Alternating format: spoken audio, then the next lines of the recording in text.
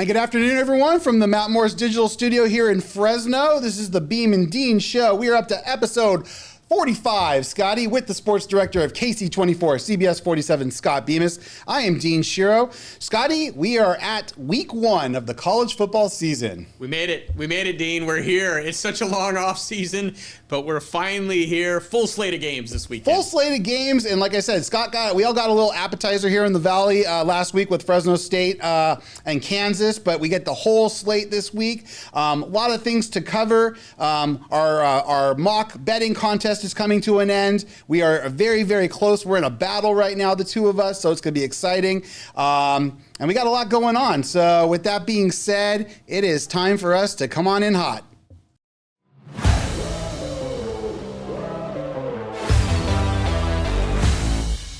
All right, Scott, 2 topics here today for coming in hot. We'll stay on the college football subject for now. And going back to Fresno State, they lost 31-7 last weekend at Kansas. You were there in Lawrence. You got to witness it firsthand. You kind of feel like maybe the Bulldogs are a little bit of a crossroads right here. Is that fair to say? Yeah, my hot take today is that, it's only game 2 of the Matt Entz era. But already this feels like a really, really important game this weekend. For those of you who don't know, Fresno State is hosting Georgia Southern out of the Sun Belt Conference this week. And don't sleep on Georgia Southern. This is a team that went 8-5 a year ago. Returns their quarterback as well. Returns, a lot of returning players. They've got a pretty good program going under Clay Helton, the former USC coach, now coaching at Georgia Southern. And so suddenly, in week 2 of, the new coaching staff and everything else, week 1, according to the college football calendar, right? Yes. It feels like a very important game. And the reason being for the program is just to kind of build some positivity around things, right? Sure. If you had gone into Kansas, been competitive and still lost, I think the fan base would get a little juiced up about the fact that you competed with a Power 4 program, and you got a new coaching staff, new quarterback, new system, all this stuff, new coordinators. But the Dogs did not look good in Lawrence, Kansas. It's fair to say. Yeah, it was not a great performance. And, I think the whole Valley is willing to give, them a pass on that one. But now returning home against a team who's now in their peer group, is a fellow group of 5 program in Georgia Southern out of the Sun Belt. I think the fan base, wants to see a win, expects to see a win. And if you drop this game, now you're heading to Oregon State the following week. That's going to be another tough game, and suddenly you're staring 0-3 in the face. So, I'm coming in hot today, just saying I can't believe how early on in the tenure of Matt Entz and the new coaching staff that it kind of feels like there's a must-win on the table to kind of generate some momentum and get things going in the right direction. Yeah, I agree with you too. I mean, in terms of, definitely the running game, everyone's chomping at the bit. They want to see this running game kind of explode a little bit. I felt like we came up a little short. Mentioned that on my coming in hot last week. Wanted to see a little bit more Bryson Donaldson, a little bit more Brandon Ramirez. I mean, they got off to such a great start on the first drive, fair to say. And then after that, it kind of got bottled up a little bit, and they kind of went more with E.J. Warner. So, but it's going to be exciting. Valley Children's Stadium. It's going to be a lot of fun. 6:30. It's on the big network. It's on a big network, but I mean, there's still tickets available for those of you in Fresno. So get your seats. Suddenly, there feels like there's tremendous urgency, at least to me. So now I'm super, curious about this game, right? Because of the way the Bulldogs looked last week, and I think the whole Valley, just is waiting to see what kind of improvement can happen between that first and that second game. We had a chance to talk to coordinators today. It's never as bad as it seems, probably, when we're watching it the first time. Both coordinators said they did see some positives on film. There's obviously tons of stuff that they need to correct.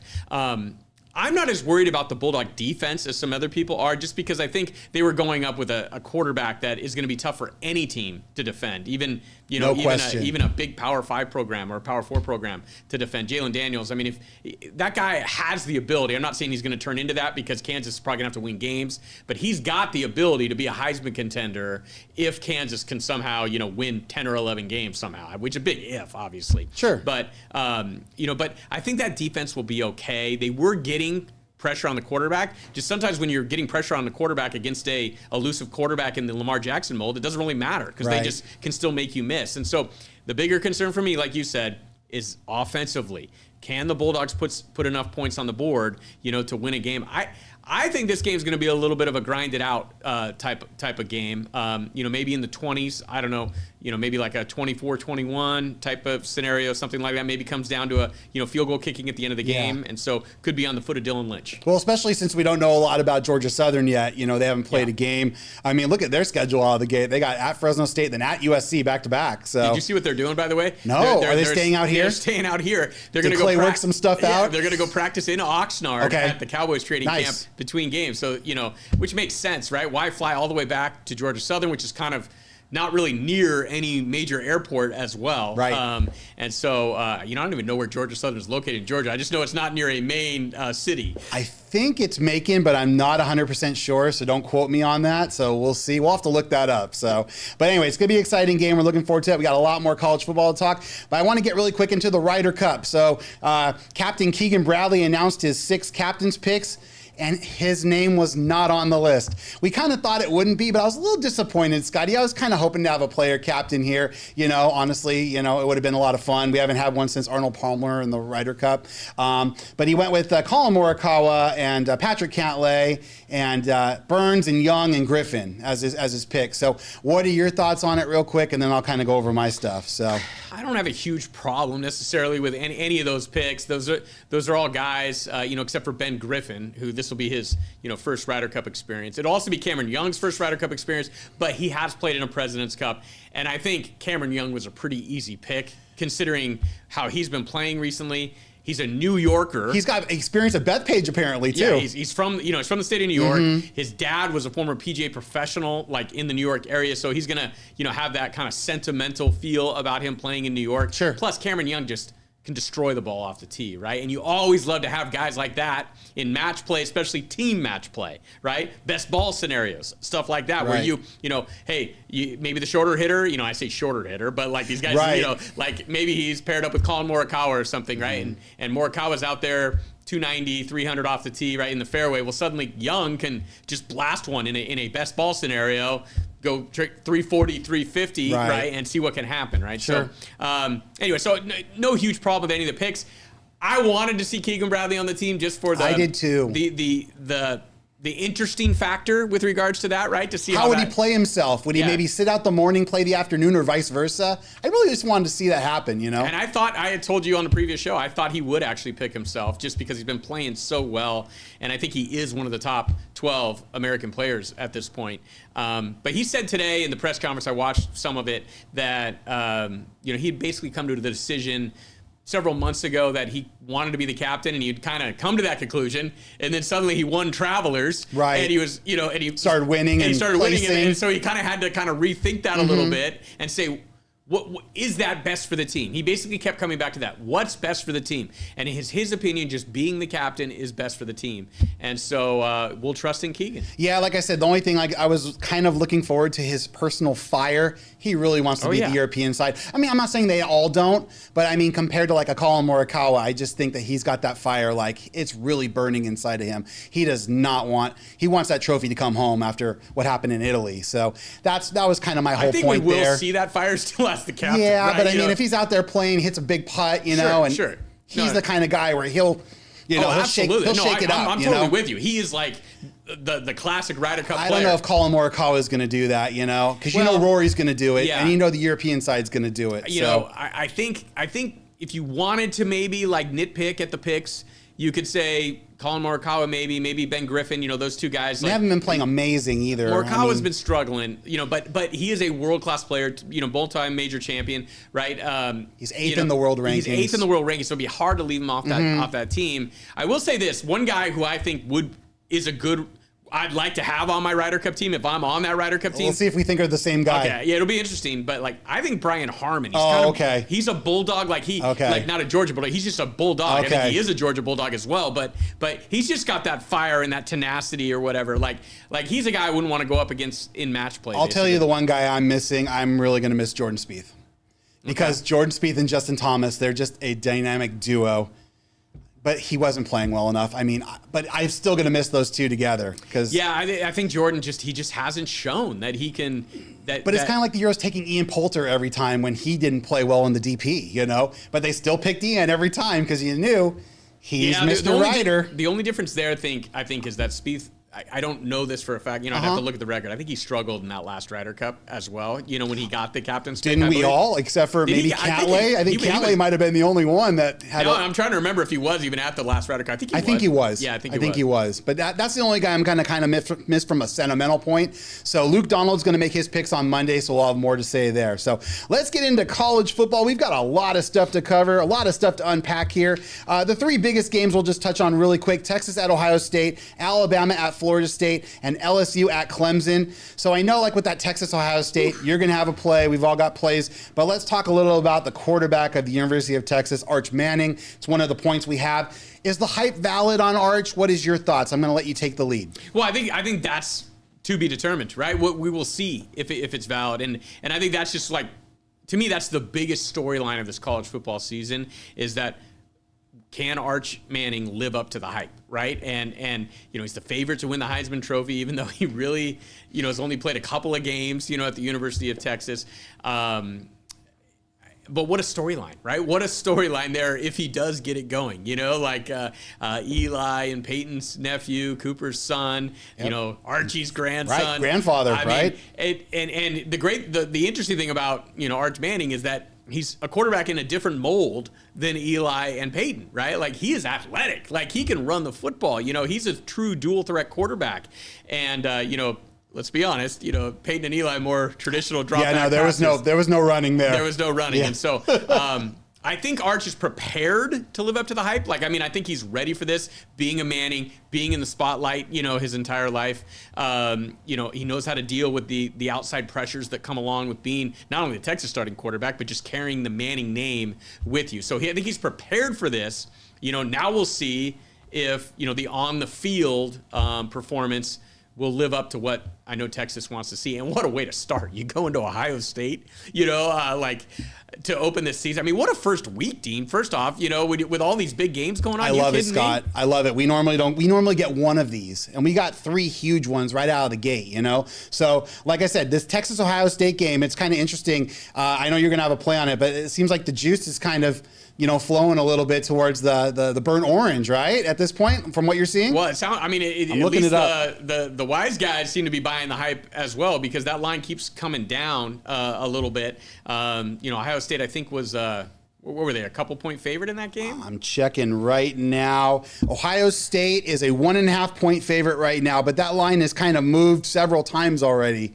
You know, yeah, I mean, I think they started out as a home dog, actually. You know what they did? You're right. They did start as a home, that's a ton of respect for Texas. Yeah. You can kind of, you know, hint. You can take a hint as who I might be jumping on here in this game. But, you know, Texas going on the road into the horseshoe, right? In the first game, I know Ohio State has a new quarterback. Yeah. Right. You know, Sayin, I think is his name. Julian Sayin, really talented kid. Don't know nothing about him other than he was a big-time recruit. Big-time recruit out of high school, can run a little bit too. He's a dual-threat guy as well. But, you know, Jeremiah Smith, a receiver for Ohio State. Yes. Ohio State always has tons of receivers. They do. Right? You know, and, I mean, they were dominant at the end of last year in the playoff. And you know, boy, what a hornet's nest that's going to be for Texas going in there. But, you know, then again, Texas has a bunch of dudes as well, especially on defense, is what I hear. Yes.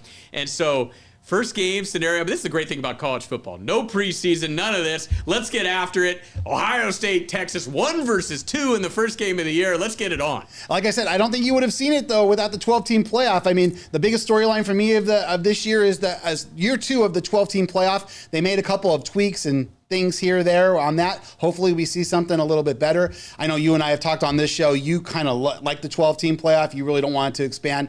I'd love to see a few more teams added, but for now we've got 12. We're going to go with that. So let's get into a next game really quick because it's going to lead into our next topic. Alabama at Florida State. Again, Alabama going on the road, playing in Tallahassee week 1. So former Fresno State coach Kalen DeBoer, he has rejoined with Ryan Grubb, his new offensive coordinator, and they're on the revenge tour. They went 9-4 last year, and they need to go on a revenge tour. Well, most schools would die to win 9 games, right? So let me just go over a couple of these really quick. At Florida State, they host Wisconsin. At Georgia, at Missouri, at South Carolina, LSU, and at Auburn. Those are the headlines of their schedule. So what are your thoughts on Alabama in year 2 of DeBoer? I kind of like Alabama. I think we saw it firsthand here in Fresno when Ryan Grubb and Kalen DeBoer were together and Jay Kaner was their quarterback. And, they really had something going offensively. And there's something special about those two guys being together. And we saw it then at Washington as well with Michael Penix and how explosive that offense was there and how explosive the wideouts were, with the Huskies. And at Alabama, you got a new quarterback coming in. But again, they just reload at these positions, right? They're inexperienced, but they're super highly rated guys, and I don't know his name offhand, but I know that he's a big-time recruit, right, coming in there, right, at Alabama. Right. And, of course, you got the receiver right there as well. Is it Williams, Ryan Williams? Yeah, I believe it's Ryan Williams, I mean, that guy could be a dark horse Heisman contender as well. Yep. I think that's a big move. Ryan Grubb coming back to join up with Kalen DeBoer again. I think that hurt a little bit last year that DeBoer didn't have that comfort zone of the OC, because it was the first time they had been apart since, forever, right? I mean, they were together even on the smaller circuits, right? No, absolutely. Yeah, they were together in I don't know if they were together at Sioux Falls. Okay, they might have been. I'm not sure. But they came up at some point. They were together in the lower ranks. They came up all the way through. DeBoer's an offensive guy. Yes. Right. He was the OC here in Fresno for a period of time. And so for Teddy. Taking that job at Alabama, obviously that was going to be a little bit of an adjustment period for him, getting used to just being in SEC country, right. that kind of a high-profile job with all kinds of pressure and everything else. But you know what? I think Kalen DeBoer can handle that. No question. I was always super impressed with him when he was here in Fresno. Same. And I think he's ready to get it rolling again at Alabama. And I think with his OC in there, that can kind of free Kalen up a little bit, to kind of handle everything else that goes along with being the head coach at the University of Alabama. He knows he's got his trusty lieutenant there, handling the offense. And I think that'll do some great things for the offense. And they have more of kind of a traditional passer, it sounds like, than they had with Jalen Milroe last year. And, when you got a receiver like that, and a bunch of 5-star guys always coming in. I mean, you might not know their name, but they're all 5 stars and they're all super talented, period. I think Alabama, even with that schedule, they're 4-1 to win the SEC. I think that could be worth a little bit of a bet. All right, let's get on to another big storyline here. A game that we didn't feature necessarily this weekend, but you've got Texas Christian going to North Carolina on Monday, I believe it is. Monday or Sunday? I think it's Monday. No, it is Monday. Bill Belichick took over the UNC position after leaving the Patriots and winning all the Super Bowls. How do you think they do this year? What is your thoughts on North Carolina? I have no idea, and that's why I love it, Dean. Okay. That's why I love the storyline, right? That I have no clue how it's going to work with Bill Belichick, at the college level at North Carolina. But isn't that what makes it fascinating, right? I mean, is that, we think of him as being arguably the greatest coach of all time, right? Yeah. And now he's with a bunch of 18 to 21-year-old kids. Basketball country on Tobacco Road, right? North Carolina wearing the blue jacket and. I think he just named his starting quarterback today. He did, some transfer kid. I don't even know. Transfer from South Alabama. I believe that's what it was, Gio Lopez. Yes. So it's one of those things where it's going to be fascinating to watch, and it's going to be fascinating to see what this does for his legacy, win or lose, right?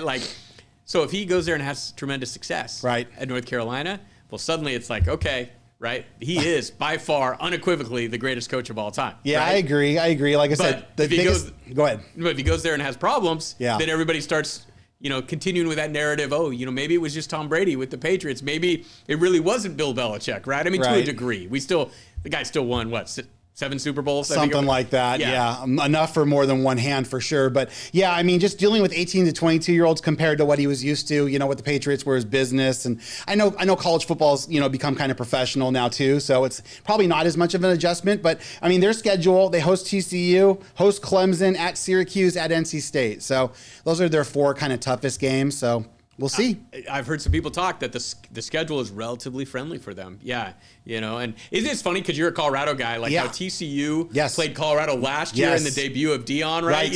And now they get Belichick, in his debut. At least they get him at home though. We had to go to Fort Worth in the heat, so that was kind of crazy. We got it done though, but yeah, you're right. So it's just funny how they've kind of been the other team for these big debuts, right? And they're a good team as well. Well, let's transition. You just mentioned it. Let's mention Deion Sanders and the Colorado Buffaloes really quick.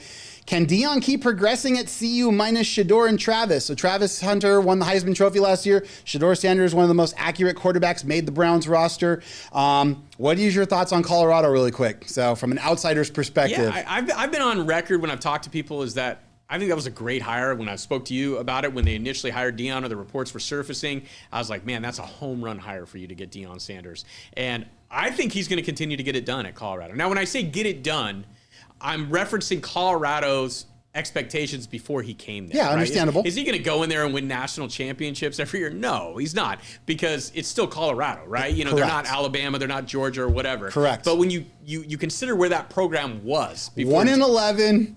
Beating Cal in overtime was our only win in the 2021 or 22 season. Yeah, 2022. Yeah. When you consider where that program was, I think Deion is going to turn them into a consistent contender in the Big 12 year in and year out as long as he's there. Right. And, I'm kind of impressed that Deion is still there, to be honest with you, because both of his sons have moved on, and that shows a commitment to the University of Colorado. And that's a kudos to Rick George, our athletic director. I mean, really wanted to re-sign him, signed him for a big number, a lot more than what any Colorado coach has ever made in the past. I think the thing about Colorado, I'm excited, you're going to see, again, like Fresno State, a return to the running game. We have a lot of offensive linemen that are really, really good, headed by Jordan Seaton, who's going to be a top 5 pick, not this year, but hopefully next year. So he was a 5-star coming out of high school. So I'm excited to kind of see. And we've got a running quarterback, Caden Salter, the transfer from Liberty, who was named the starter yesterday. So excited to see what's going to happen there. Very tough opener Friday night against Georgia Tech at Folsom, but we'll see what happens with the old Colorado Buffaloes. Let's get into a couple of hot seats really quick. Really quick, we've got USC Lincoln Riley on the list. We've got Auburn with Hugh Freeze, Nebraska with Matt Rule, and then Florida State with Jay Norvell. What are your thoughts on any of those guys? I'll let you. You're an USC grad, so you want to take. Who's the hottest of the hot of those guys? I think it's Norvell after last year. But what is your opinion? Yeah, I could probably agree with that just because it was so bad last year for Florida State. Right. Then again, 2 years ago, they went undefeated during the regular season, right? That's true, but it's what have you done for me lately too? No, it is. I will say from a USC perspective, because I'm a Trojan, I'm an SC alum. Right. Lincoln Riley's definitely on the hot seat. Like at some point, he's got to show, some progress here. And when I say progress, competing for a Big Ten championship. I mean, just winning 7 or 8 games is not going to get it done. Yeah. That USC fan base has been very patient with him, and but at some point, the proof's in the pudding. You got to start winning some games. The USC fan base is only going to wait so long, right? And I still think it can happen, right, under Lincoln Riley. He obviously can recruit at a high level. Right. If they can figure out that defense, which they started to make some strides last year a little bit, offensively, they've always been good since he arrived. Right. And but I think they've got to be at least in the conversation for a Big Ten championship with 2 or 3 weeks left of the regular season. Gotcha. For him to kind of continue on there. Those are the 2 big words you said right there that make all the difference in the world. Big Ten. They're not in the Pac-12 anymore. They're in the Big Ten. There's a lot more competition. Ohio State won the national championship last year. There's just week in, week out, they're just playing tougher teams. You're not playing Cal and Oregon State and Washington State anymore. Now every week you're playing a really, really difficult team. You're playing Washington, Oregon, the best of the best. So I think he can get it done. I'm excited to see what they do this year, schedule-wise. They got to go to Notre Dame. They've got Michigan coming into the Coliseum, so there's some very difficult games there, so we'll see kind of what happens there. So, but yeah, I agree with you. I think Riley seat's heating up. I think Hugh Freeze at Auburn, I think he's got to get, that program kind of steered. They're all hot. They're all hot seats for sure, but I think the hottest, I think Norvell's a good one. Just because of how dreadful they were last year. Yeah, but I think when you consider like the tradition of SC, and with when Lincoln Riley came in there, the SC fan base, me included, we thought, okay, here we go. We're going to be winning national titles again, right? Right. I get it. Auburn has some good tradition there, obviously, but still, they're kind of the little brother to Alabama in the state of Alabama. So no, they're not going. Hey, Hugh Freeze has got to win. You got to win in an SEC school like that, right? But if you're asking me whose seat is hotter, right? I actually think Lincoln Riley's is. Okay. All right. Well, we're running out of time. We just got to get into one more thing really quick. Who is the one team that, one of not the favorites, who's going to maybe make the playoff here in 2025? We got just a minute or two before we got to get into our money plays and end the show. So what is your thoughts, Scott? Well, I'm just going to take a quick look on some of the conference picks that I gave out. Yeah. I think LSU is kind of a sleeper pick to make the playoff this year with Garrett Nussmeier as their QB. I would say in the Big Ten, I would lean towards maybe Washington there as a super sleeper, maybe USC as well. And in the Big 12, I just saw them play. I picked Iowa State as my sleeper, in a few shows ago. But Iowa State or maybe even Kansas. Maybe even Kansas could get on a run. They open with 4 of their first 5 at home as well. And so they could build up some early season momentum. Yeah, I like that Iowa State pick. I mean, after watching them beat Kansas State and Dublin last week, I really liked what I saw there. I'm going to kind of pick Oregon just because they don't have Dylan Gabriel anymore and their schedule is pretty easy. Yes, I know it's kind of, not the... It's not like, no, that's okay. It's not an exotic pick or anything, but honestly, looking at your list, and then possibly, like I said, LSU, we'll see how they get out of the gate, and then obviously Georgia Tech as well. Their schedule kind of sets up if they can get by Colorado and Boulder, if they can get to that Georgia game, maybe with just one loss, and then get Georgia, we'll see. So one other SEC team to mention, A&M too, I think is a good sleeper. Right, they got some very, very difficult games too. They got to go to Notre Dame week 2. So, all right, with that being said, we're going to get into our money plays.